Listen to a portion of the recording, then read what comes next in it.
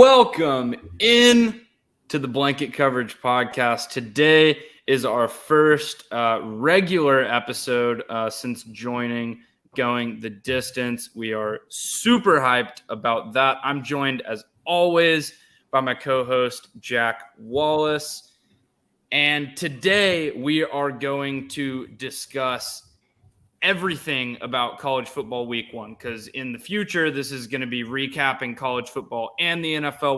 We're going to get a little more quick hitter action in, go on some deeper dives on a few things, but now today we get to do the real thing. But first, I want to ask you, we had a couple big rap albums drop over the past weekend. I have opinions. You certainly have opinions as well. Without mentioning either artist by name, who do you think had the better album of the two? I think it depends a lot on what you consider the better project, because for me, one of them was No, I know, but I meant, I know, but hear me out. This is what I'm trying to say. It's not about the better one versus like the more, I guess, influential one or the more quality one versus the one that may be more enjoyable. For example, like I love a terrible movie, but it's still a terrible movie, if you get what I mean. So one of the albums was the same stuff that we've gotten for about the last 6-7 years. And if you released the album 6-7 years ago, a lot of the content on there you wouldn't have really realized was released then or now. There's that. Now, did I enjoy a good amount of it? Yeah. But was it the same stuff we've heard a million times? Yes. The other one was something that was, I think, more thoughtful, but it was also a little more strange, but one that I think may have been better. I think we kind of know which ones we're talking about here, but yeah, and I think the first one you were talking about was Drake, and the second one was Kanye, if I had to guess. Yeah, that's right. Kanye was my favorite rapper growing up, and I love the production on Donda, but just not a huge fan of a lot of the bars, quite frankly. Just lyrically, I thought it was very what's the word? Tame, which is kind of obvious because Kanye censored everybody, but I found it to be very tame. While Drake's album was the complete opposite. And honestly, I found Drake's album like funnier than it was good, if that makes sense. I'm tired of gangster Drake. Why is he still trying to be gangster Drake? I don't understand. Like, what is he? What is he trying to accomplish here? He couldn't decide what he wanted it to be. Like, are you gonna make like a really toxic male Future album, or are you gonna do like your little croony pop single thing? And there were some songs I liked on it. I think Fair Trade with Travis was really good. Yeah, I think the bar at the end is a good song. That song is so weird. It's honestly what that song is. It's WAP for men. Yeah, exactly. And Kawhi Leonard in the music video. That was the best part, though. I'll give it that. That was really funny. He got Kawhi Leonard out of his house. That music video was pure self-aware. I'm a complete goofball Drake, which he's had before, and I think it's really funny, even though it's a slight amount cringe, but it's pretty funny. But then we'll get to the topic you wanted to ask before we move on with our cold open here. But yeah, top 3 rap albums of the year so far as we venture into month number 9 here, starting in the first week, September 8th, of course, today. So who do you have so far as we reach nearing the 3/4 way down of the year? All right, number 3, I had to do some. There was a cutoff here for sure, and it was a little hard to find at some points. What I really wanted to be number 3 here. But I think J. Cole put out a fantastic album that deserves recognition. It was just a classic J. Cole album. My Life with 21 Savage being the highlight of that album. That's one of my least favorite songs on the album. I really enjoy it. I don't like 21 Savage. That's my thing. I don't like his stuff. Okay. I don't think it's very good. It's not my thing. I understand what people like him, but and I gave him a shot. I listened to the whole whatever the Savage Mode 3 was. That was I already forgot with Metro Boomin, and I listened to the whole thing, and I was like, just. Oh, I love not my taste. Mode too. It's not my taste. It's not my taste. I love it. I love that kind of intense, like gangsta trap stuff. Anyway, that was the whitest thing I said all day, and maybe all week. Anyway, I love that album, The Off Season. I think it's got some great punch in the clock, applying the pressure, both good deep cuts off of there. My number 2 album of the year goes to Isaiah Rashad. The House is Burning, fire album, HB2U, phenomenal song. Rip Young, probably the best song on the album. Chad with YG Tut goes very, very hard as well. And my undisputed number 1, I didn't even think about another number 1. It was Tyler, the Creator, Call Me If You Get Lost. I saw that coming. I know you well enough to see that coming. That album did things for me. That album was absolutely phenomenal. I listened to it for like a month straight on repeat when it came out. I think DJ Drama's production is perfect. I think the ideas are original, and I love Tyler getting back to rapping Flower Boy was great. I thought Igor was also great in a different way, but Tyler, the Creator, getting back to rapping is what we needed in the year 2021. And I respect that. So that was my number 1. And what are your top 3? I'm curious. So my top 3 actually aren't crazy different from a lot of what you had, to be honest with you. I kind of I expected some of that, but not exactly the same on it. And I'm looking through what music I even have added on here, so I'm trying to see when I got it. But one of the ones I really enjoyed a lot looking into it, not exactly an album, but more of it's kind of hard. I guess it was almost like a mix or capsule it was called, but was Tory Lanez' Playboy. And it was his R&B one that he dropped that not a lot of people went nuts over, at least at the time, with Tory still trying to basically uncancel himself. But it's really good. And the first half stretch, that's those like 6 or 7 songs in a row. I mean, I still, when I play them, will go those 6 and 7 in a row. I mean, it's his best work, I think, is when he goes that R&B route. And I think that looked really, really good for him. And so that one's got to be that number 3 right there. If I had to go number 2, that's the one thing we differ in. You like Tyler more than I do, but I still like it a lot. And I had Tyler's album at number 2. And I absolutely, the reason why I'm putting this one at number 1 is because it totally changed my entire take on this artist. And it's J. Cole's The Offseason at number 1, because I was not a J. Cole fan before this year. I wasn't. And that album 100% converted me. And I was like, wow, I was wrong. So that one I only give because I liked Tyler a lot before and I like him after, and same with Tory. But wow, did J. Cole's album blow me away. So I was really, really happy with that. I don't think I have a single skip on that whole song or on the whole album.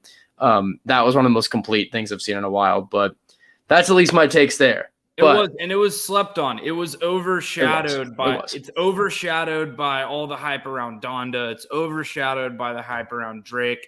And it's better. Tyler, the Creator's album got a ton of critical acclaim, and it was kind of overshadowed by that. Isaiah Rashad back for the first time in 5 years. I think it was overshadowed by that a little bit.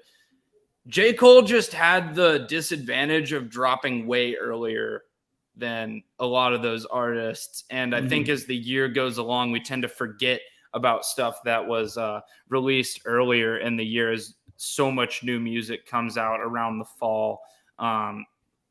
But that was a big one. I do agree with that. So let's go into some sports. That was talking music. I'm sure we're gonna come up with some more talking music because we're gonna have some time to kill at some point.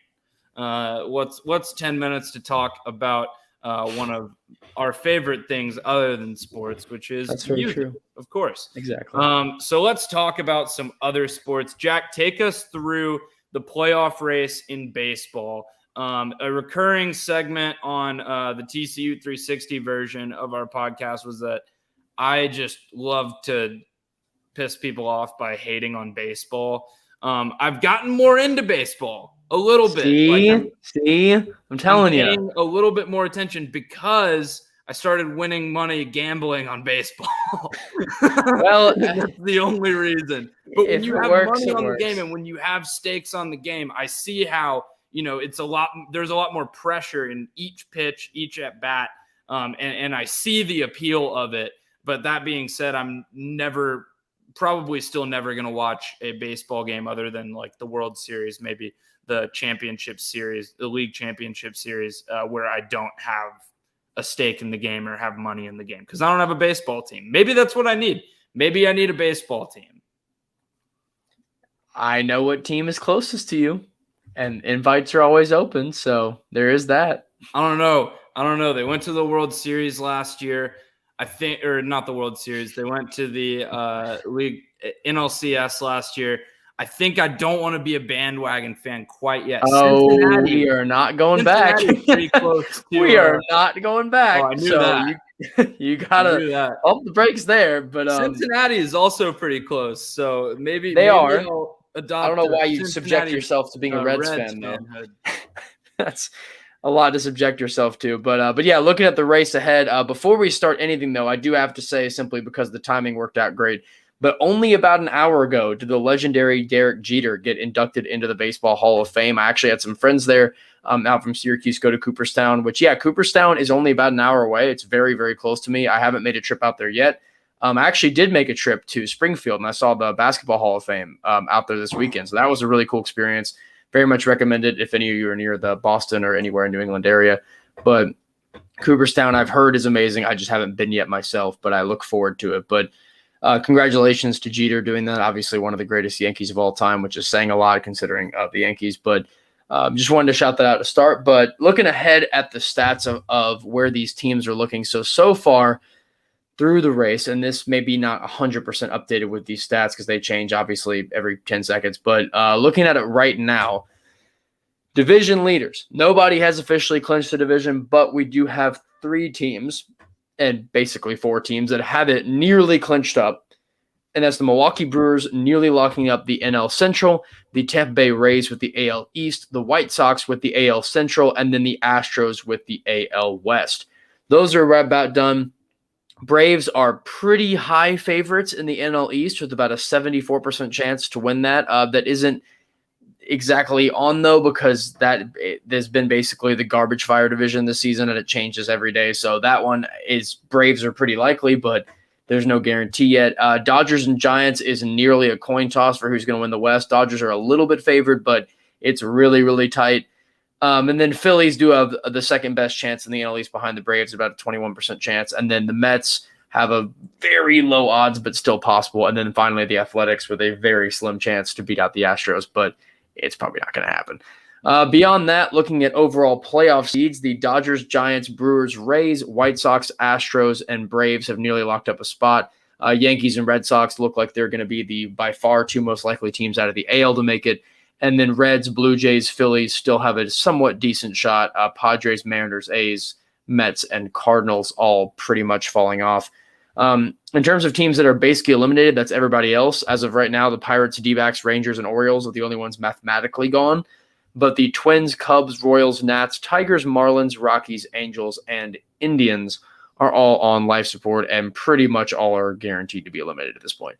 So with that, we're looking pretty good as we exit out of August into September. I know we're sort of getting on the end of baseball season, but it's always exciting to see where these teams end up. But so far, if you got to make predictions for all these, I do think most of the teams that are leading are going to end up taking it. I do think the Yankees and Red Sox coming in there will probably end up nabbing those wild card spots anyway. The Indians are 10 games behind the Yankees, and I think it's 11 behind the Red Sox. So I don't really think they're going to have much luck in there. And even with the Mariners and A's that are much better teams off, they're actually only about 3 to 4 games behind the Yankees and Sox, but it's just tough to make that up with the schedule coming up. So odds are still available, but I'm just doubting that's going to happen. It's going to be a pretty heavy Eastern-focused AL. And then for the AL, with at least these teams finishing it off, it's going to be kind of the inverse with Dodgers and Giants both being, I would say, the best 2 teams in baseball. Brewers not actually that far behind, as well as the Rays. But it's sort of tough to see where they may end up because it looks like the East is basically done. Because even if the Braves get it in, I mean, the Braves are 12 games behind the Brewers. They're 15 games behind the Dodgers, and they're 16 games behind the Giants, who aren't even leading the division. So it looks like the NL East is not really going to do a lot in this playoff run, and I would be absolutely blown away if the Dodgers or the Giants don't end up making the World Series out of the AL or NL. And then even on the AL side, I doubt it's going to be a team like the White Sox simply because their division is so poor. And so seeing a team like Rays, Yankees, Red Sox seems pretty likely. So if I had to imagine, I think it's going to be very, very East Coast versus very, very far West Coast in the World Series, if I had to make my guess right now. But like a Dodgers Giants against a team like the Rays, Yankees, Red Sox, I think is a lot more likely. So that's at least my calls right now looking into that. But if you have any other takes, you can feel free to have some now. Baseball. Woohoo! And that was talking we love the enthusiasm. With Noah. We love talking that. And then another sport that that you may not know as super well, but a little bit of soccer. We actually have some pretty relevant stuff today because World Cup qualifying is finally back. And oh boy, it's a fun time of year. It's also a very anxious time of year, considering if any of you listening watched the Trinidad and Tobago game 4 years ago and how utterly scarring that game was. We hope to never have that happen again, but you never know. So this year, we're finally switching things up in CONCACAF, which if you're not familiar with the name, it is basically the soccer federation that controls all of North America, which includes all of the little Caribbean islands as well. So there are 35 FIFA nations total in there for 3.5 spaces in the World Cup, and that 1/2 means that the fourth team to qualify will go into an intercontinental playoff where they will play off with a few other teams that have like the half thing. So, for example, the one team from Oceania, a couple from South America, Europe, Africa, and they'll all play together to earn those last spots in the World Cup. So the first round has actually already happened. That is in March to June 2021. Nations ranked 6 through 35 out of those 35 in CONCACAF are drawn into 6 groups of 5, and each team played every other team once, and the 6 winners progressed. This is basically their way to weed out like the St. Kitts and Nevis versus Aruba. Like they're really, really small. They shouldn't be playing USA and Mexico round 1. So they weed those teams out. Round 2 has also already happened. So it's the 6 winners played home and away in direct elimination format, and the 3 winners of that advance. And the final round, which is occurring right now, is called the Octagon. It used to be called the Hexagon when there were 6 teams. But the winners plus the teams ranked 1 through 5 join in the Octagon. So 8 teams play head-to-head for a total of 14 matches. Top 3 directly. The last one, as I mentioned, goes into intercontinental playoffs. So those 8 teams, in order of their placement right now, Mexico, Panama, Canada, Honduras, USA, El Salvador, Costa Rica, and Jamaica. I can't believe we're below Canada. It's not great, but drew with Canada.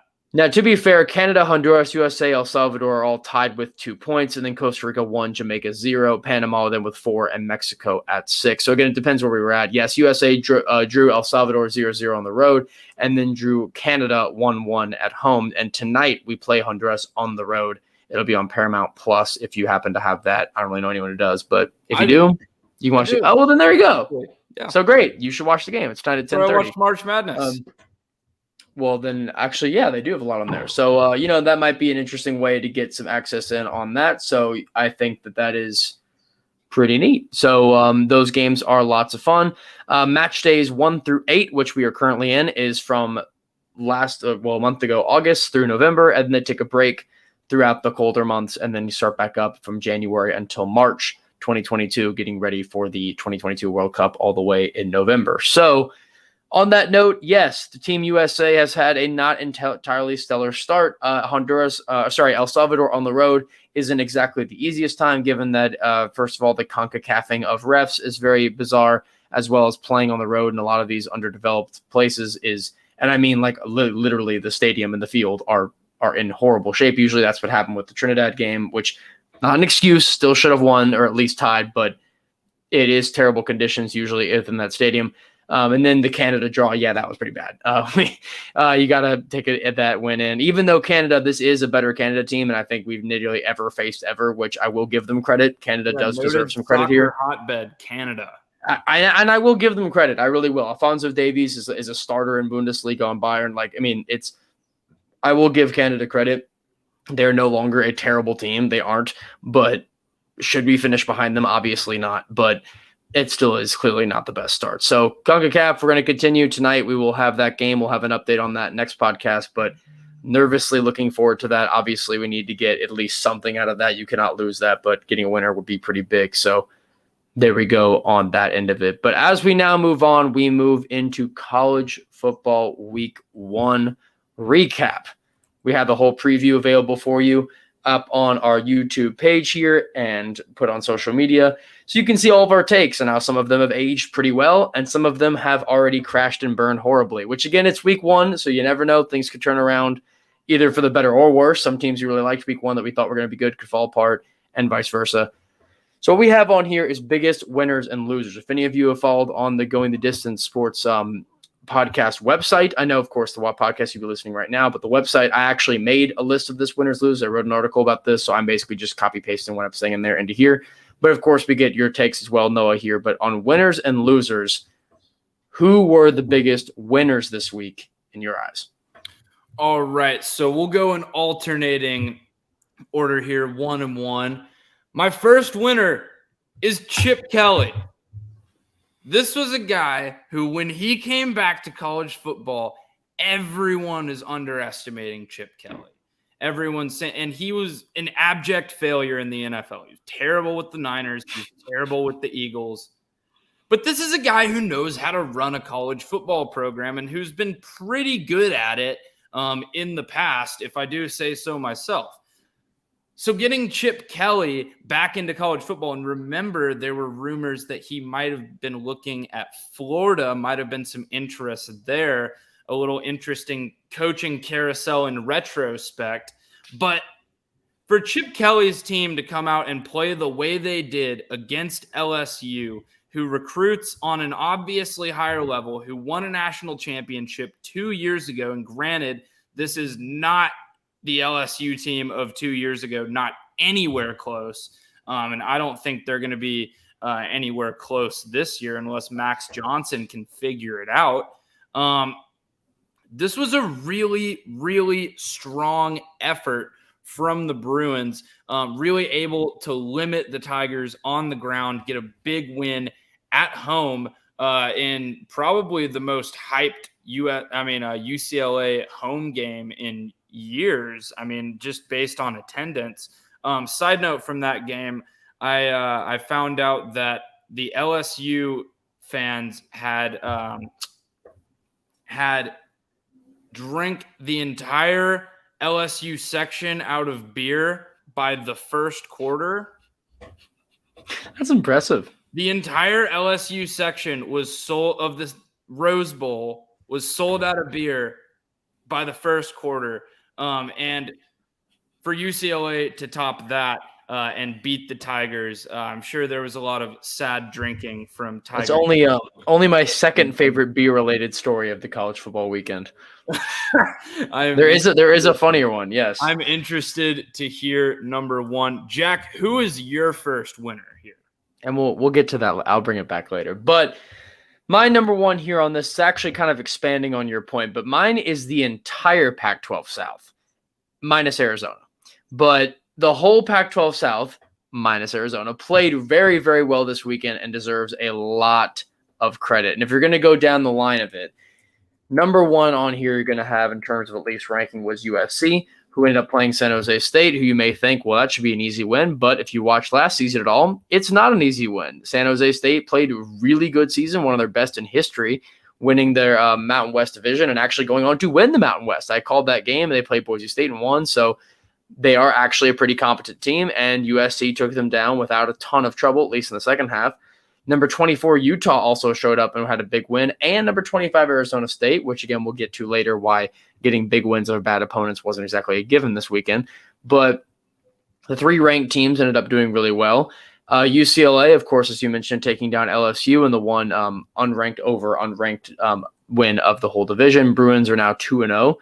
And overall look pretty good. Everyone in this division looks solid. They look to be a pretty decent division so far. Colorado won their game too. They didn't do it in a ton of fashion, but they won too.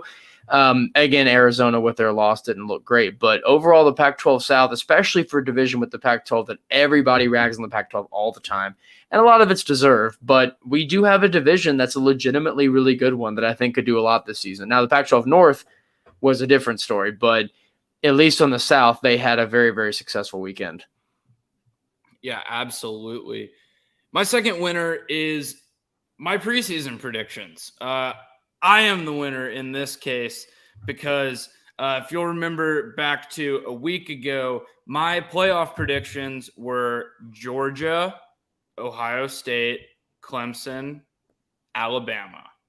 So mostly right, but not the right order, but not the right order, but the four were right. And I think there's a great chance that we get 2 SEC teams in here. We'll get to Georgia and Sadly. Clemson. We'll go a little more in depth on that here in a minute, but I think Georgia has got a legit chance, and I'm not sure how much that Clemson defense factored into Georgia's offensive struggles. Again, there were no touchdowns in that game.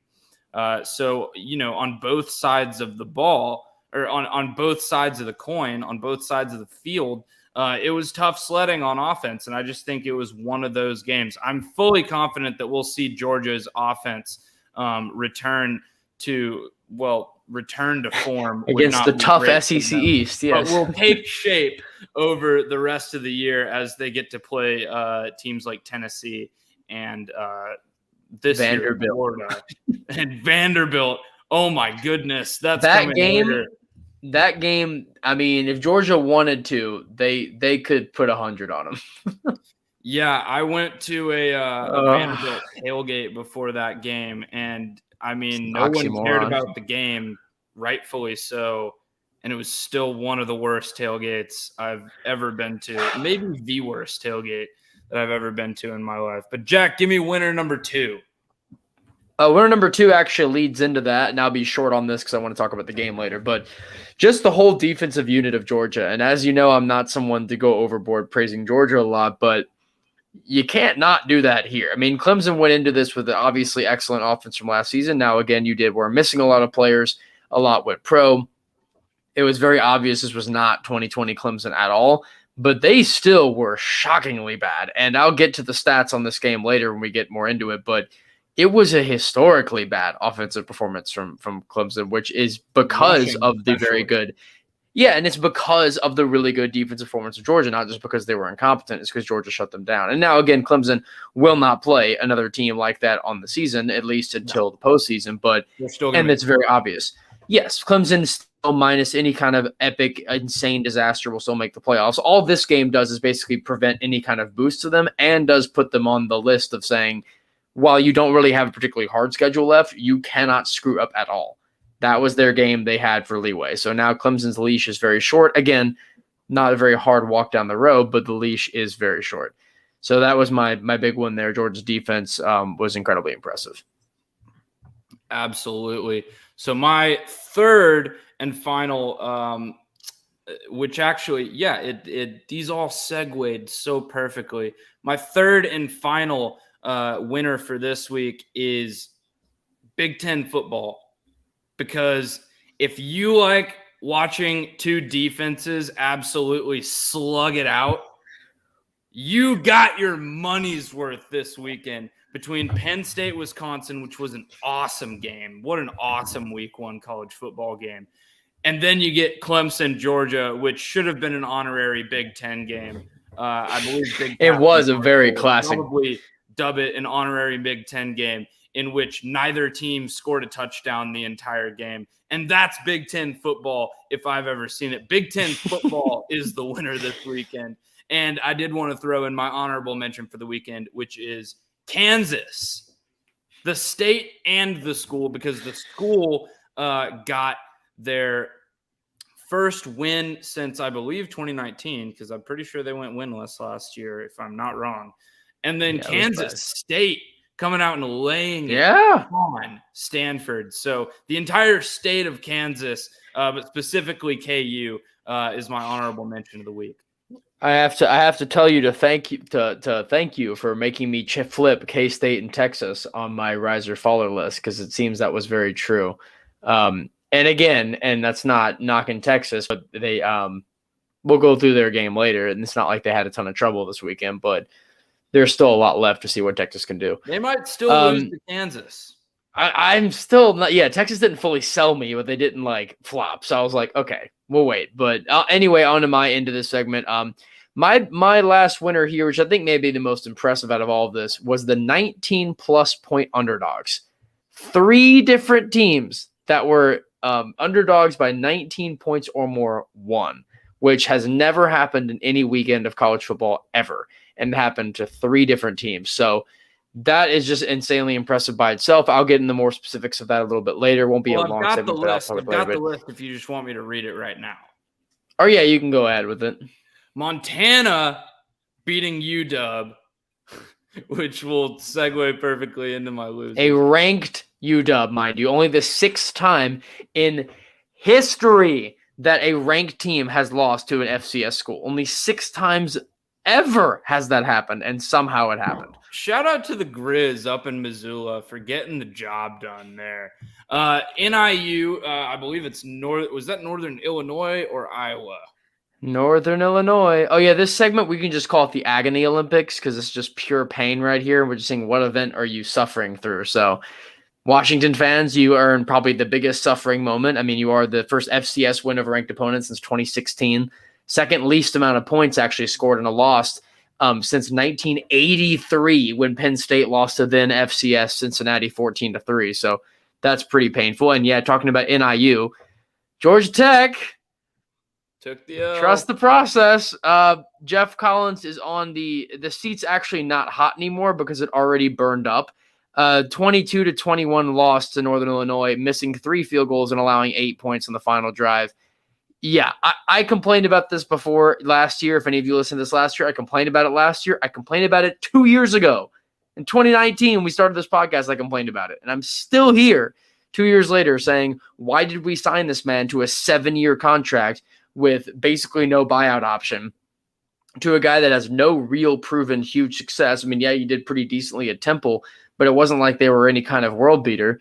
And then now we bring him here, and he has the whole like swagger thing and the Waffle House thing and the hashtags and the Twitter, and that's cool. But I don't care if we go back-to-back seasons of winning 3 games and then the opener with no excuses this time, because the year 0 switching from an option to a pro, that's an excuse. Year 2 with COVID, that's a slight excuse. But then now, no more excuses, and somehow he still blows this game. And the first thing he says when he gets out of there is just wait till we're winning. Wait till we're this winning program. We have the best team we've had. We've got all the big guys. Winning. I'm like, I don't care. This team went 0-6 in the MAC last year. This team has won 4 or 5 games in 2 years combined. And you're still going to sit there and say, we'll still be the winning team. I'm like, we may beat Duke. Duke's pretty horrific. We may beat Kennesaw State this weekend. They're pretty bad.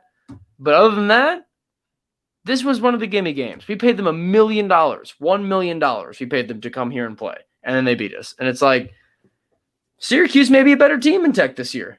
They were last year when they beat them by 17. But overall, and we'll get to Syracuse later that actually have some odd praising for them. But it's just, it blows my mind. And then the last one was ETSU beating Vanderbilt. But it's just, we went through that one. But I love the quote there. Just wait till we start winning. Yeah, well, when's that, buddy? I've waited over 1,000 days for that, and we're still sitting here. So and that's not exaggerating. It's been 3 years, so I don't get it. I don't understand it. I don't know what we're doing, and maybe we'll figure it out sometime. But moving on. Oh, and then just want to say honorable mention Mackenzie Milton. He needed a shout out. Incredible story. Look it up if you haven't. Shame that FSU didn't win that game. But on to our losers. Speaking of these teams, losers. The entire Tobacco Road. If you were a blue team from North Carolina, you suffered this weekend. North Carolina we'll get to later just because that was a bigger game, losing to Virginia Tech. That happened on Thursday. It made North Carolina be comical at the number 10 spot. That was a laughable spot for them. And now I feel a lot better about my take saying that the ACC Coastal was a lot more wide open than we think it is, because we're forgetting that the ACC Coastal makes no sense And every year something stupid happens to it. Even if there's a shoe-in winner like North Carolina, they'll mess it up. And then Miami, who comes in after, they'll screw it up too. So it's just the Coastal's anybody's to win this year, as it usually is. So shout out Virginia Tech. Shout out Virginia Tech. And they deserve credit. They do. Their defense was lights out against Sam Howell, who was not very good. I mean, it's a college game, so they gave them some chances, obviously. They gave North Carolina plenty of chances to get back in that game. And North Carolina just never really seemed interested in playing physical football. It seemed like they just wanted to get the ball in the perimeter and try to run past everybody. And Virginia Tech's DBs were not about that life. They were going hard in the paint. Physical game from the Virginia Tech defense to really put it on the Tar Heels in that game. And wanted to note too about this. This was Virginia Tech's first home AP top 10 win since 2009. And then Duke, the other blue North Carolina team who blew it, lost to Charlotte, which gave Charlotte their first ever win against a FBS program. So a pretty horrible week for them. Just joined the FBS a few years ago. Bad. What a mess in North Carolina. Bad. My first loser is Jimmy Lake, the head coach of Washington. Because I told you before the season, I don't trust this coaching staff. I have not seen anything promising out of this team beyond just being kind of an average average Pac-12 team. I don't even know if they'll get to average now. This team might suck this year. That was a very poor effort. I have literally watched the Montana Grizzlies practice football because their practice field is like within perfect view of a park in Missoula where my friend and I were walking to the grocery store. There are literally fly fishermen like right next to their practice field, like throwing in flies on a river.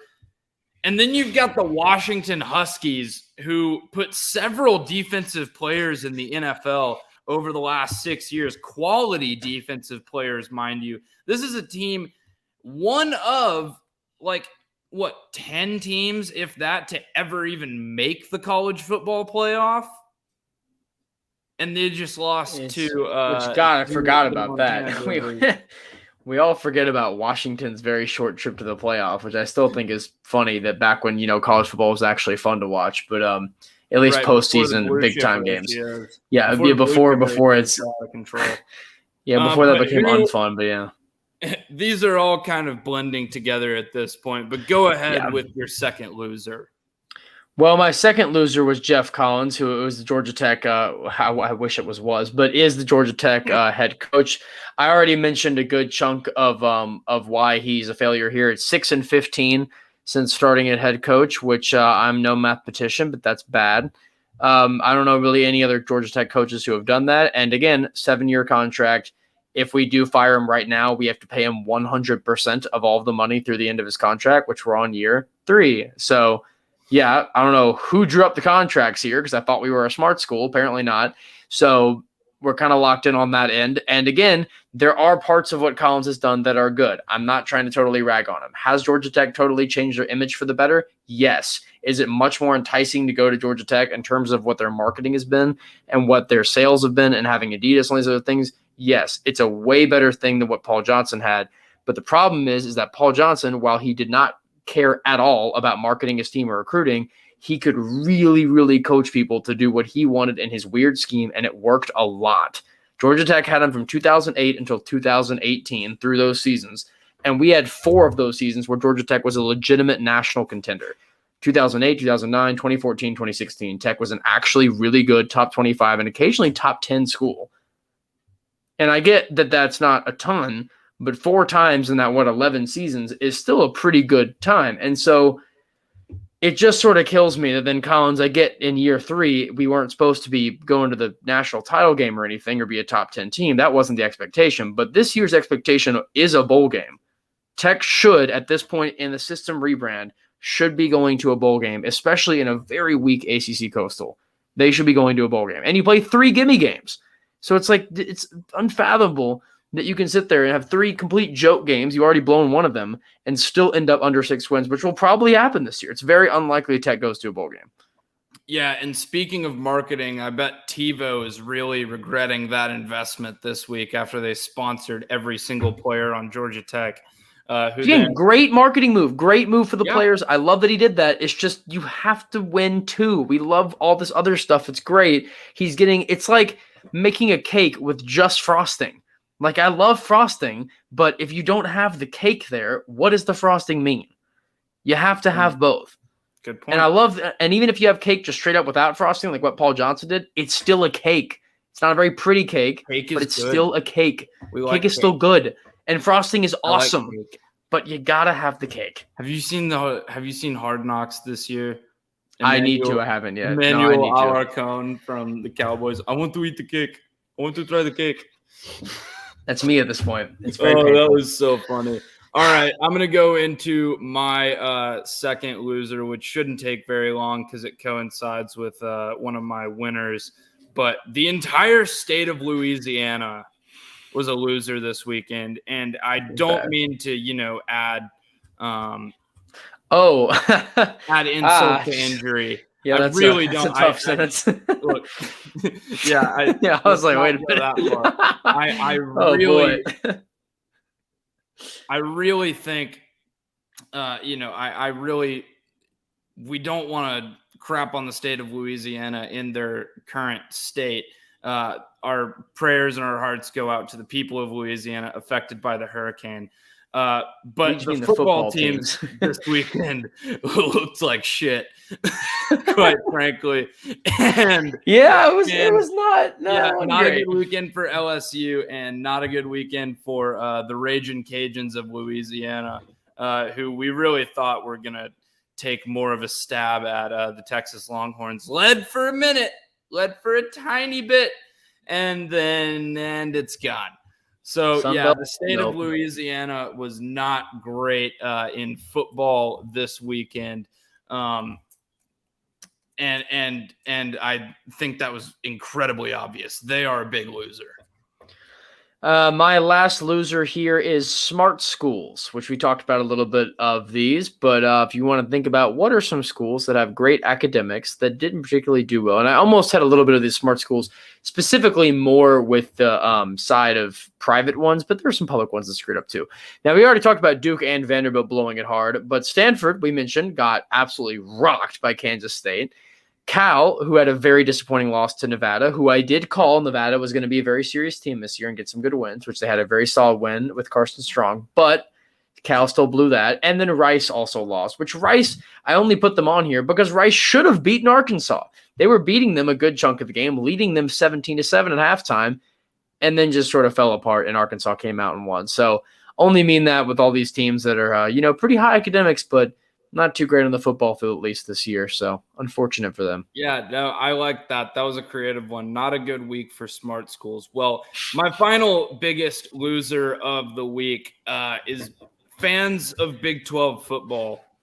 Because now that Texas has won a game, we're never going to hear the end of how good the Texas Longhorns are going to be under Steve Sarkisian. And then they're going to inevitably blow it and end up irrelevant and probably win a bowl game, and we'll just repeat this whole song and dance next summer. And now we can move on to our top games of the week. A lot of these we've already talked about, so basically we're going to go over the big games that we haven't really talked about, which there were a good chunk more. Typically how we're going to do this in the future is to choose probably like the top 5 best ones and go through that, because we're going to have obviously a lot of NFL coverage to do, because usually we go through all the NFL games because there's only about 8? And usually not even that because teams have bye week. So the NFL, we can cover all the games easier because there's just not that many. College football, as you know, is so many games, so you just have to sift through it some. So what I did is I just went through some of these, and we're going to get these knocked out. But to start off, we're going to start at the top. We're going to go through these down by rankings, at least to start. And we're going to start with the Rolling Tide of Alabama, which they came into Atlanta on a mission. And they usually do this when they start out with these neutral site games against these other ranked teams. We saw it against USC out in Texas a few years ago. We've seen this story before. and they had no trouble.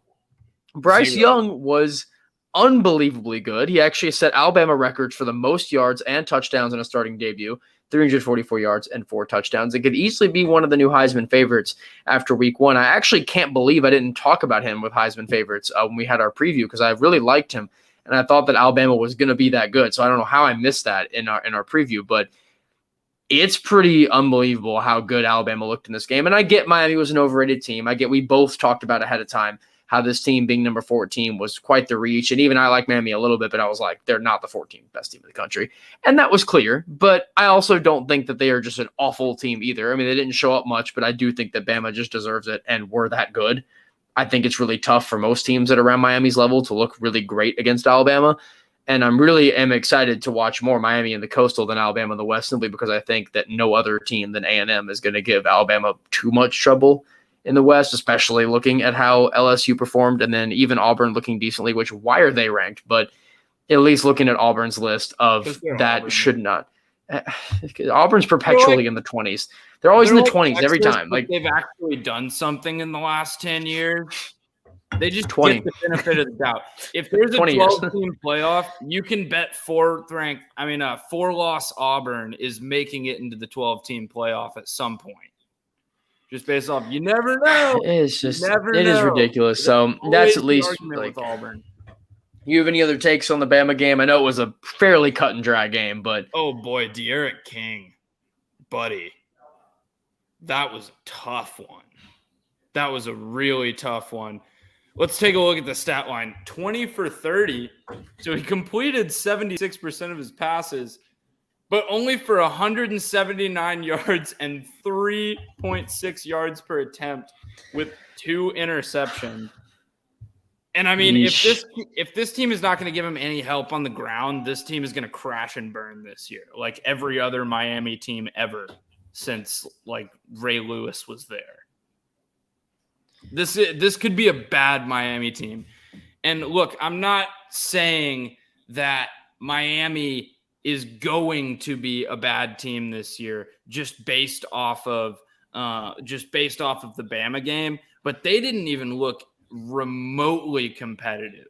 So if you think this is a wild card to upset Clemson, and I realize that Clemson didn't look that great either, but if you think this is a wild card to upset Clemson in the ACC, you are sadly mistaken, my friend. Which thankfully I didn't call that. Mind you, too. I wasn't even thinking that end of it. I did think Miami could be better than this. They also allowed 500 yards. I mean, the defense was absolutely non-existent. Bama did absolutely whatever they wanted to do, which usually that is the case. Bama tends to do most whatever they want to do. Alabama does. Well, also Clemson does whatever they want to do against teams that they end up playing, but it was pretty cut and dry.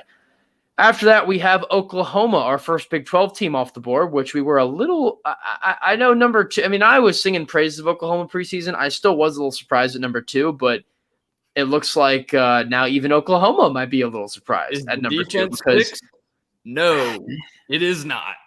This was a pretty irritating game for me only because of my prediction. Now, obviously, being a TCU fan, I wasn't particularly saddened that Oklahoma ended up not really looking great. I'm obviously never really pulling for Oklahoma to do a lot, but at least for my own take to stay still, I was. Now, is Tulane an absolutely horrific team? No. But did Oklahoma take their hospitality a little bit too far? Maybe they did, because they said, you know what, we'll give Tulane the logos on the field, we'll make them feel at home, make them feel nice.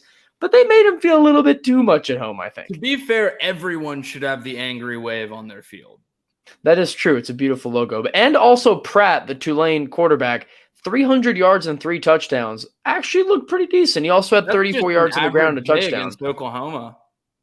He didn't look bad. He really didn't look that bad. And also Oklahoma scored 23 straight in the second quarter. It's, again, not like they were out of this game.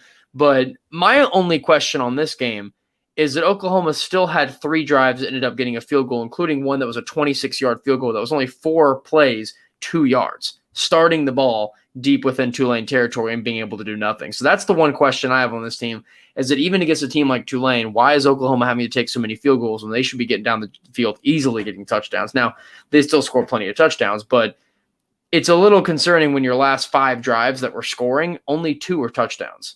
That seems strange to me. Look, here's the difference between Spencer Rattler and Baker Mayfield and Kyler Murray.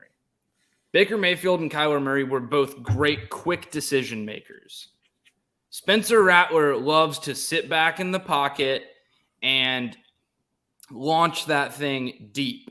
And he has maybe the prettiest deep ball in the country right now. He has definitely, I would say, he's a top 3 arm in the entire country, just in terms of arm talent. But his decision-making, the quick trigger, the quick decision-making has not been there. And I really think it showed this last weekend. And I think that's why you're seeing so many field goals, because once they get down into the red zone and everything compresses and the game speeds up and you've got to make quicker decisions and you can't just rely on your arm talent. I think that's where Spencer Rattler's flaw is. And I think that's going to continue to show itself. Moving on to our next game, we have number 3 versus number 5, the only top 5 battle of the weekend, and a pretty rare top 5 battle for week 1. We usually don't see that. And this was Georgia against Clemson, a game that I wasn't particularly thrilled to watch, being a Georgia Tech fan. That's the 2 biggest rivals. So what a week of agony it was for me. But yeah, Georgia ended up beating Clemson in this game 10-3 in a horrific offensive game, but a really good defensive game, as we already touched on a good amount before. But the one point that I don't think a lot of people are making in this game, and again, for a reason, it isn't the number one point. The number one point in this game is obviously that Georgia's defense is at least performed the best in the country so far. But the point of Georgia's offense was terrible. And JT Daniels was like the reason why Georgia competed to a big degree last year when they did. And when he wasn't in was when they lost games like the Florida game. But when he was in and doing really well, Georgia looked really good. And so my question is, yeah, the Georgia defense is set and looks good, and I get Clemson's defense is solid too, but Georgia's offense looked really bad. And I'm just sort of wondering, that may be an issue. And if you don't get the crazy pick 6, who knows what would have happened in this game? Yeah, I mean, I'm not writing off either of these quarterbacks because yeah, and I get it's great defense. I know. You look at the stats for this game, and you want to see where the game was won. It was in the trenches. It was Georgia being able to stuff the Clemson run and then being able to at least move the ball a little bit on the other side. With their run game, with Zamir White and James Cook in that backfield, who are phenomenal. And just based on this game, again, I said this at the beginning, I am not taking stock of either offense based on this game, because this is just an old-fashioned defensive battle where running the football is key. And if Georgia, if their offense is not going to finally move into the 21st century, and they're not going to embrace more of these spread concepts, and they're not going to be a high-powered offense like Alabama is, even though they're recruiting at the same level, I don't know what to tell you. I mean, if they're not going to move this offense into the 21st century, they're not going to have that much success. But if they can defend like they did against this Clemson offense, and they can stop the run like they did and keep everything in front of them in the passing game with sticky, physical man cover 2 and man cover 1, this could be a really good team just based off the fact that they can run the ball and play defense. But in 2021, I just don't know if that's going to win you the SEC, much less the national championship. And the other note I wanted to put on this, a few stats that I held off a little bit earlier. So this is the first game without a touchdown for Clemson since 2007, which is the first time ever under Dabo Swinney. He took over a little bit in 2008 as an interim and 2009 his first full season. It also snaps a 10-game winning streak against SEC teams that dates back to 2014. And UGA's 7 sacks on Clemson is the most the Tigers have allowed under Dabo at all. And the last time that Clemson dropped 2 games in a row, if you date back to the Ohio State game earlier this year, was 2011. So this was a historic game for Clemson. Now remember, Clemson was not a blue blood at all before Dabo Swinney came in. Most of Clemson's history is not good. Georgia Tech still holds the record in the all-time series between the two teams, despite Clemson blowing Tech out for what seems like forever now, of years and years and years. I mean, at least the last 10 years, it's been a non-competition. And yet Georgia Tech still owns that record by a good amount of games. Like, Clemson is not a blue blood team. But since Dabo, he's completely transformed this team into a pretty decent program, into one of the best in the country. And so that's why a lot of these stats are pretty shocking given how good Clemson's been. But Georgia just absolutely manhandled them. But now we turn to another game, if you don't have anything else to say on that. No, we can move on. Next game up was actually a Thursday night game. Again, not a ton to say about this game simply because it wasn't a lot. But Ohio State played Minnesota. Great fight from the Gophers here. I'll give them credit. I kind of thought they were going to roll over and die a little bit. Minnesota was up at halftime by 4. Now they did fall down the third quarter. Stroud had almost 300 yards and 4 touchdowns, pretty bad in the first half. Ibrahim was insane for Minnesota, but he has an injury and he's out for the entire rest of the season. So terrible, terrible news for Minnesota there. Like that unfortunately is not only going to be terrible for the player, but also may be the nail in the coffin for a lot of this team's major success, given that he is their offense. So that's really tough for a team like Minnesota, but and obviously for the player. So, we wish a full recovery as quick as possible, but we know that it's very unlikely to last any of this season at all. But unfortunate there for them. But again, a little interesting, Ohio State didn't roll this team over. We thought that they were just going to hand Minnesota a fat L and get on with it. And again, they still won by 2 touchdowns. It wasn't like it was a crazy close game, but Minnesota put up a lot more fight than I think we would have expected them to, though there is nothing quite like halftime down Ohio State coming back out and getting the second half done. They tend to do that pretty often, but it's still not the best performance from a team that we thought was going to look a lot better. So I don't know. I'm excited to see where Ohio State may end up this year. And look, I was not impressed with CJ Stroud at all.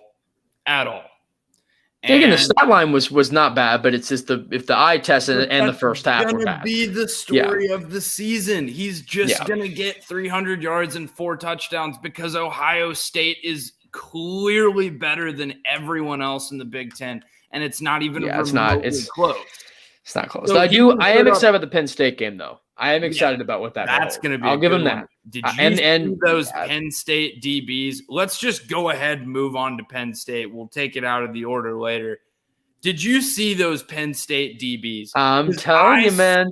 I'm telling you. I told you to look for. I said for freshmen to look out for teams to look out for. Look at the Penn State secondary. I was telling this a week ago. I swear to God, all of those dudes look about 6'2", 205, and run like the wind. Now, granted, it was against Wisconsin, not known as Wisconsin's not bad. But no, what I'm saying is not the greatest downfield, vertical, air it out passing offense. Yeah, that's fair. And their run offense looked really good. But here's the thing. Graham Mertz was not able to push the ball down the field whatsoever. They didn't get hardly any deep plays, hardly any big plays out of the passing game. I don't know about Graham Mertz at this point, but I do know about this Penn State defense. They're going to be legit, and I think they are the best shot this year to give Ohio State a run for their money. Oh, absolutely. And you can even tell in this game how they did that because Mertz, had all this huge hype coming in, the quarterback out of Wisconsin, and he did nothing. 22 for 37, 185 yards, and 2 picks, no touchdowns, and what potentially was the game-losing fumble with 3 minutes to go in the fourth quarter, fumbled it. The Penn State won after getting, a sack for 6 yards, fumbled it at the 7. But that could have won the game. It was 16-10 at that point. It ended up finishing 16-10. But, yeah, again, a weird game. No score. Scoreless at halftime. And 16-10, only 3 touchdowns scored all game, and a PAT failed. But, 2. Yeah, so 3 touchdowns total. 3 touchdowns total. Penn State with 2 and a failed PAT, and then Wisconsin with 1. But a very odd game overall, very Big Ten game, as you said. But and then Dotson looked great for Penn State too. 5 receptions, 102 yards and a touchdown. He was fantastic. So again, Penn State looked great. They definitely got a big jump up in the rankings from 19 all the way to 11, which was one of the biggest gains of the week. We'll actually go through the AP list in a minute, but impressive look for them there. But to look out for some other games that were around that Midwest area, Iowa State, UNI. Now, I talked up a lot of hype on Iowa State this season, and I'm getting a little sweaty now because, oh boy, they almost lost to UNI, and they didn't, mind you, but what are we doing here? Because we had Breece Hall, who I talked so much hype about, and he had 23 carries for 69 yards and a score.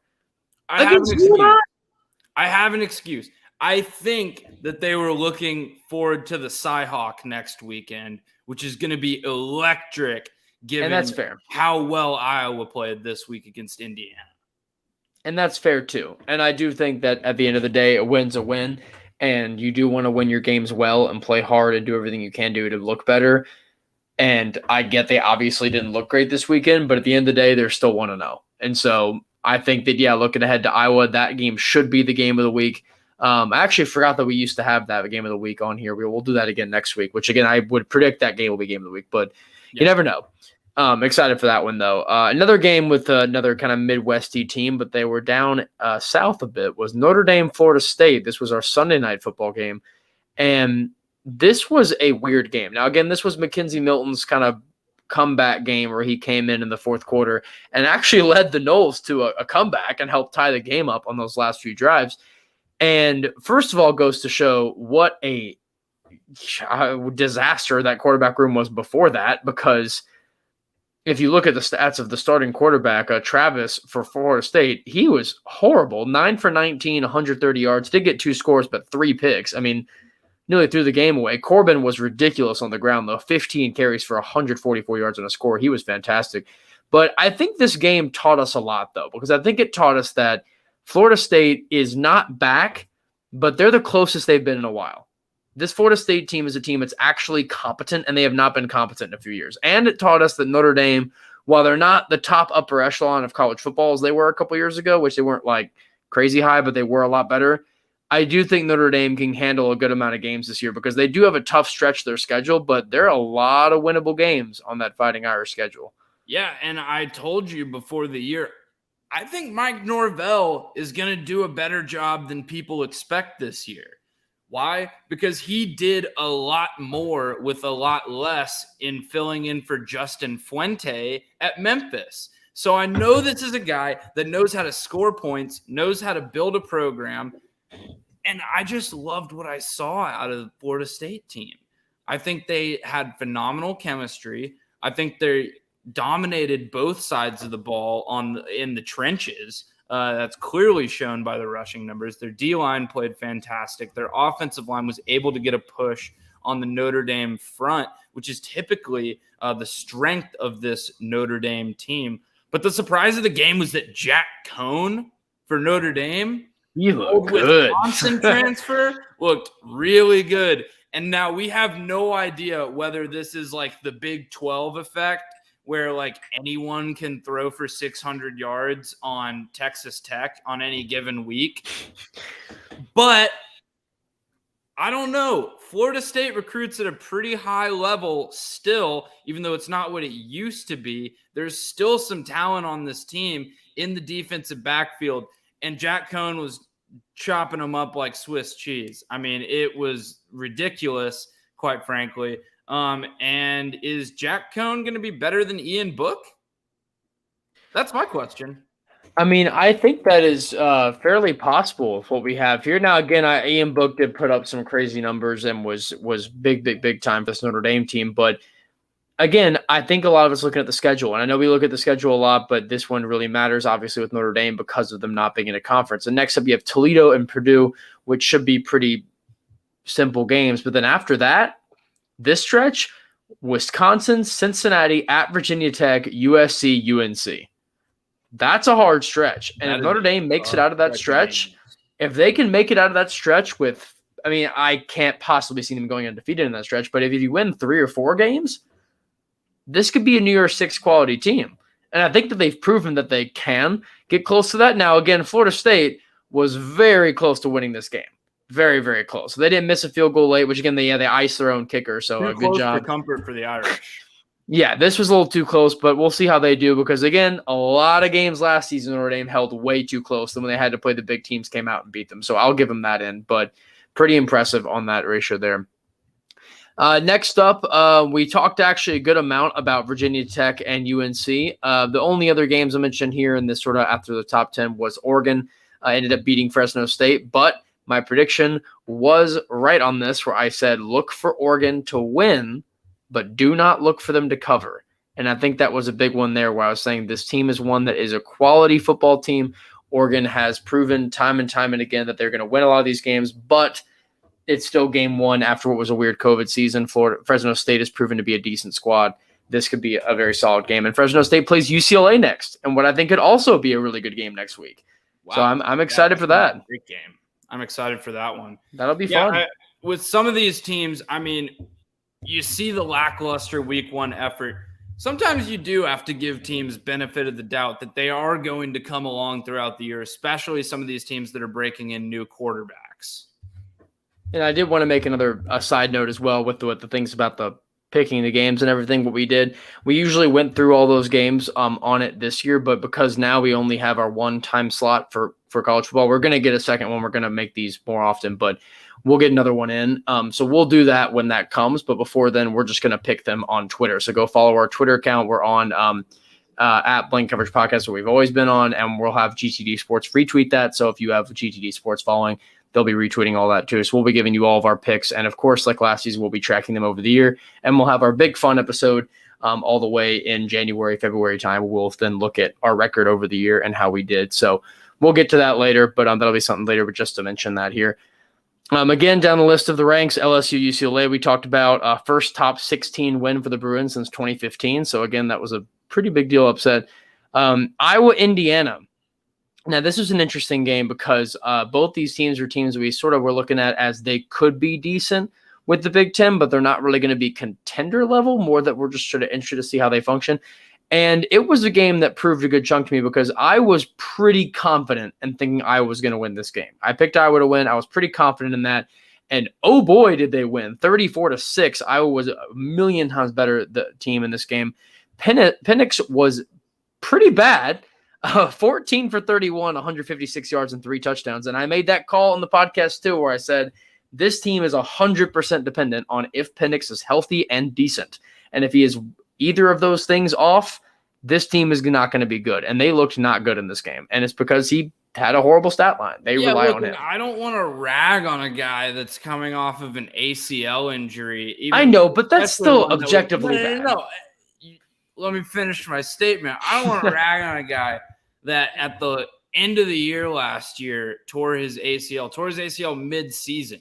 He hasn't even had a full year to recover yet. But this was abjectly bad.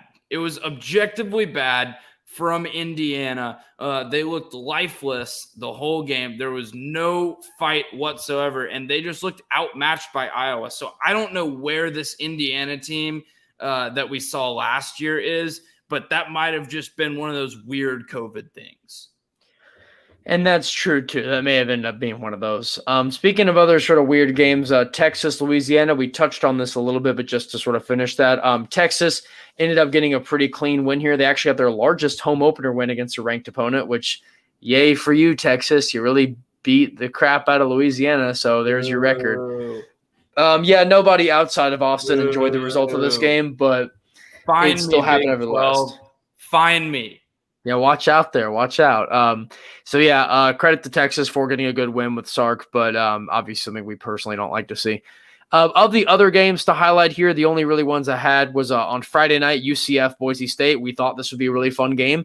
It was a fun game. I very much enjoyed seeing this one. Gabriel had 318 yards and 4 touchdowns in a comeback win. Boise State was up by 21. It was 21-0. And the Knights came coming back, and they won a huge game. And like we said, Gus Malzahn did it. I was very happy for that. Back. That game was like a 3 on the Gus Malzahn chaos meter. I'm ready to crank this up to the 10. We do need the Gus Malzahn chaos meter. I need some Gus Malzahn chaos in my life. Gus Malzahn chaos is maybe one of my favorite things about college football because it never ends. It never ends. It always finds a way. Always finds a way. Count out Gus Malzahn. Last couple games I'll go over here just because I wanted to mention them. Syracuse, my team here that I have, won a game. So Syracuse wins a game. I know it's miraculous, but they did anyway. 29-9 win over Ohio. Bobcats were actually favored in this game, which is depressing. Matches a win total from the 2020 season where the Orange went 1-10, and it's their largest win in general since November 16th, 2019. It's also Syracuse's first win in 344 days. So Wow, that's depressing, but taxes. Dino Babers covering, baby. Always gets the cover. So that was good on Q's. TCU, at least to mention our hometown team. Duquesne obviously did not stand a chance in this game. We did not think it was going to be close at all. It was pretty bad. 43-5. Or sorry, right. 45-3. 42. Yeah, I forgot that it was right on the money at 42. So, it was pretty hilarious how bad of a game this was. But who was shocked? 431 to 137 in total yards and 26-6 in first downs, which is crazy. Even crazier, they had nearly the exact same time possession, which is even wilder. And the last game here, which is also the last game on the schedule, was Ole Miss Louisville. Kiffin was not there due to COVID. 26-0 Ole Miss at halftime. Matt Corral is a dark horse, I think, for any kind of like Maxwell or Heisman race, just how good he looked and how much he's going to get here. And how about the defense? Ole Miss's defense actually was somewhat competent in this game, which they were terrible last year, mind you. But yeah, no, they were objectively awful last year. Yes. I'm not taking away anything from anyone who has to play against the Louisville offense. We talked about how bad Louisville could be this year, and they might be one of the worst teams in the country. They'll be fighting with Syracuse for that last place spot. And given how Syracuse looked this weekend, they may be worse. And I know Duke is definitely worse than both those teams, but it's like, guys, they won't be. Louisville will not be the worst team in the ACC, but Duke was Duke will be the worst. They ran for like 250 plus yards and still lost a football game to Charlotte. Yeah, they're the worst team. Agony Olympics. Yeah, Agony Olympics, we actually kind of already went over those very depressing teams. Only other Agony Olympics team to mention of just these is Illinois. Illinois beat Nebraska last week and then turned around and lost to UTSA. Now, mind you, UTSA is actually, I think, a really good team this year. I think they're actually within their own division, but you still can't beat Nebraska and turn around and lose to them. Is pretty pathetic. Baby. Also, UConn lost by 10 to Holy Cross. You got to get rid of UConn. No more UConn. No, UConn doesn't have a football program. We don't acknowledge their existence. Did you see the highlight thing? Bishop Sycamore, but like they're actually licensed to play people. They're like pretty fall weather Bishop Sycamore. But if you've seen the it wasn't even a highlight. It was when the coach had a speech to all the players and he put his hand up in the middle of the huddle. And no other player put their hand there. They just looked there and just looked at him. In week 1. Bishop Sycamore. I'm telling you, that body language. I'm not convinced that UConn is a real school, let alone a real football team. Last point on the Agony Olympics here. Louisiana Tech led Mississippi State by 20 at the start of the fourth quarter. And they actually choked the entire fourth quarter away. And MSU ends up winning by 1. Largest comeback in Mississippi State history was against Louisiana Tech. Another agent of chaos, Mike Leach. Louisiana Tech up by 20 against Mississippi State at the start of the fourth quarter, and you somehow lose this game. I was going through Louisiana Tech Twitter after the game, and that was a lot of fun. But safe to say they were not happy. And then we already mentioned Texas in 2 years. My prediction is that they're just going to be Mississippi State in the SEC. It's just so sad. That's probably fair. Looking at the AP top 25 in week 2, you have a little bit of shifts up and down here. The biggest ones of note is that Georgia moves up to number 2. Clemson moves down to number 6. Actually, the first time they've been out of the top 4 since 2017, which is kind of a wild stat. Cincinnati, Notre Dame move up a little bit. Iowa State moves down. Iowa and Penn State up to number 10 and number 11, beat each of them up by 8 spots. So big pushes for those Big Ten teams. Oregon shifts a little bit. Florida stays the same, and then USC there. And then Texas up 7 to number 15 in the country. UCLA. For beating Louisiana. Up by 7. Give me a damn break. 7. And then UCLA at number 16. I think that's way too high. At number 16, because we didn't know anything about LSU, and they were number 16. I thought LSU was overrated number 16. I mean, that got proven immediately. These preseason rankings are so dumb. UCLA at 16 is crazy. And then Coastal Carolina moved up 5 to number 17. I don't know why they moved up 5 for beating the Citadel, but I guess there's that. Wisconsin went down 6, which I think was a little too harsh because they lost to a pretty underrated Penn State team and not by a lot. I think 6 a little harsh, but I would have maybe done 5 or 4, but I guess that's fine. Virginia Tech getting ranked, I think, is very fair. They deserve to get ranked. I think Ole Miss getting ranked is very fair. I think they're probably the 3rd best team in the SEC West at this rate. So, and the rankings agree with that. So I would put them there. Utah moved up 3 for beating a nobody school, which is fine. Miami moved down 8, and this is my problem. Is I think Miami moved down to number 8 because people realized they shouldn't have been 14 in the first place, not because they lost to Bama by that much. Because if you lose to Bama even by a lot, I don't think you should move down by 8 spots, but they should not have been that high to start. I don't think they should have been ranked. I still don't think they should be ranked. I think 22 may be fair. 14 was absurd, but I would like to watch De'Aaron King, not suck before I rank Miami. Arizona State moved up 2 to number 23, and they should be higher. UNC went down 14 spots for losing to Virginia Tech, down to 24, which is brutal. Ranked somehow. These rankings make no damn sense. If North Carolina was like 17 to begin the year, they wouldn't be ranked anymore. Also, Auburn then pulled in at number 25, which is interesting. So LSU, Indiana, Washington, and Louisiana, those 4 programs are out. And then your next 3 teams that are waiting to get in are TCU, actually, is the first team out, NC State, and UCF, which you could argue those 3 teams have looked better than a good chunk of teams on this list. I mean, NC State was actually the only school to shut out anyone over the weekend, destroying USF, which USF is not a good school, but they still did beat them as badly as you possibly could. And then UCF looked really good. I mean, beat out Boise State, who is going to be probably the best team in the Mountain West. And then TCU obviously looked great in their game, and it should be a Big 12 contender. So I kind of like those 3 schools more than I like Auburn right now, but they're not in the SEC, so they don't get the extra boost, I guess. But yeah, that's going to do it on most of our coverage here, unless you got a lot else. But NFL starts tomorrow.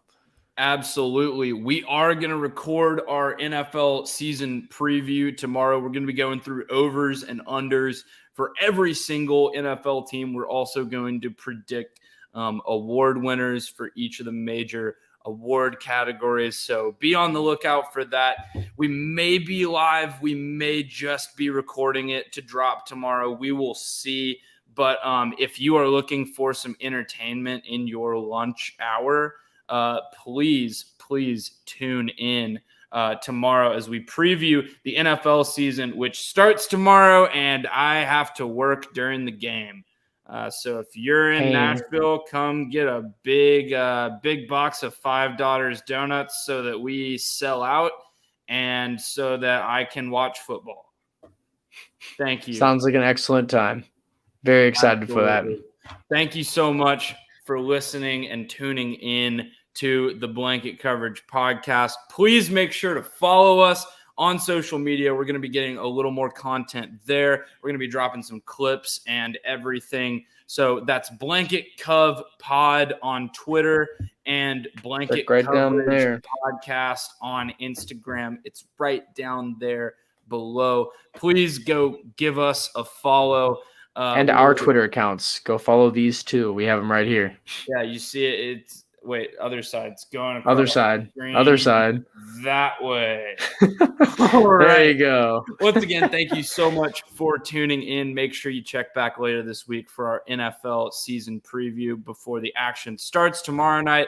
And the action really gets going on Sunday, where I will be locked in my couch watching Red Zone all day, as I'm sure you will be.